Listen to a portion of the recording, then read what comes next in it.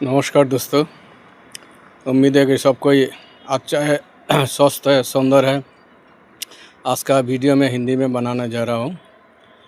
ये वीडियो में मैं फिनंशियल लिटरेसी के ऊपर थोड़ा सा बात करेंगे। दोस्तों,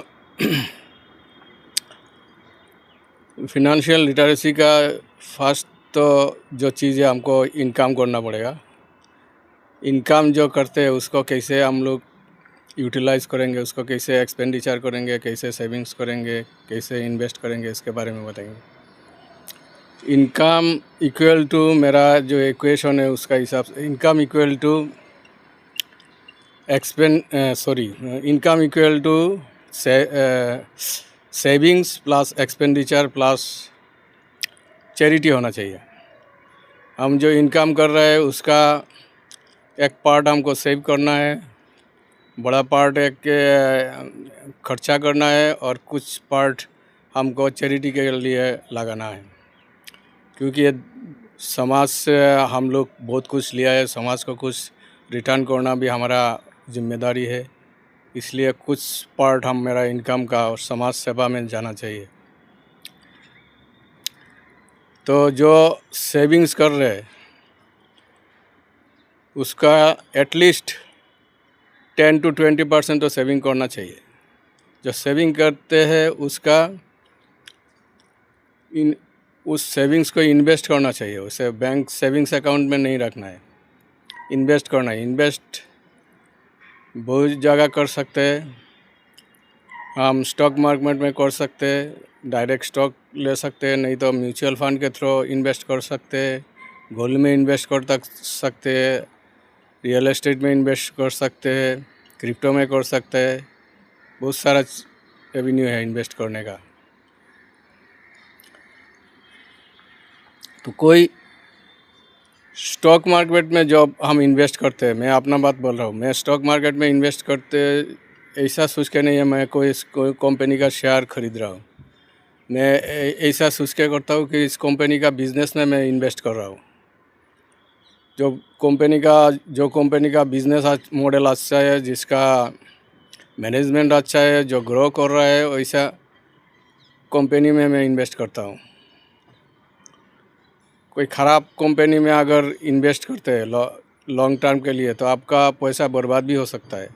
अच्छा कंपनी ढूंढ के निकलना है, उसके लिए कुछ पढ़ाई करना पड़ेगा, जानना पड़ेगा। स्टॉक मार्केट के लिए स्टॉक मार्केट के बारे में कैसे काम करते हैं उसके बारे में नॉलेज देना होगा।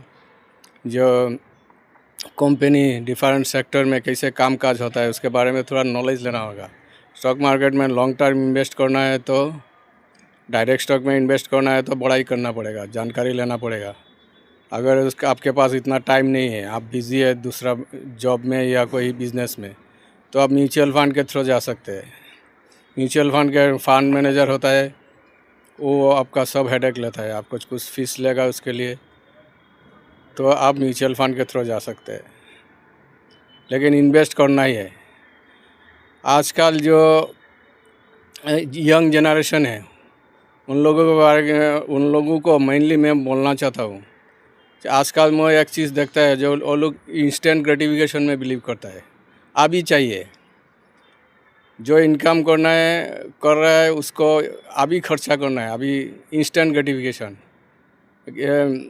जो एक सिंपल स्मार्टफोन से काम चल रहा है उसके जगह उसको आईफोन चाहिए, ऐसा दूसरे को दिखाने के लिए। माने ऐसा चीज़ खरीद रहा है कि दूसरों को इम्प्रेस करने का। दूसरों को इम्प्रेस करने जाओगे तो लाइफ में बर्बादी होगा। अगर इम्प्रेस करना है तो अपना माँ बाप को इम्प्रेस करो, कुछ बड़ा करके दिखाओ। दूसरे को और किसी को इम्प्रेस करने का ज़रूरत नहीं है। ऐसा कंपटीशन में, दूसरे के साथ कंपटीशन में जाओगे तो अपना फिनंशियल लाइफ बर्बाद होगा। तो सोच समझ के खर्चा करना है। आजकल का यंग जनरेशन बहुत ज़्यादा खर्चा कर लेते हैं, क्रेडिट कार्ड में फंस जाते हैं।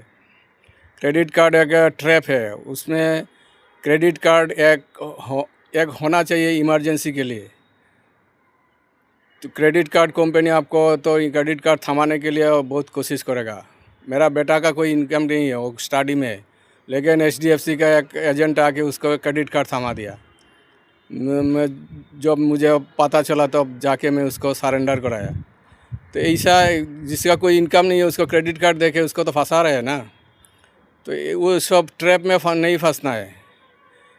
क्रेडिट कार्ड तो भी इस्तेमाल करो जब आपका मंथली जो एक्सपेंडिचर होता है नेक्स्ट महीने उसको क्रेडिट कार्ड का जो टाइम लिमिट हो रहा है उसको टाइम लिमिट के अंदर उसको पेमेंट करने का अगर उसको क्षमता है तो भी क्रेडिट कार्ड यूज़ करो रेगुलर।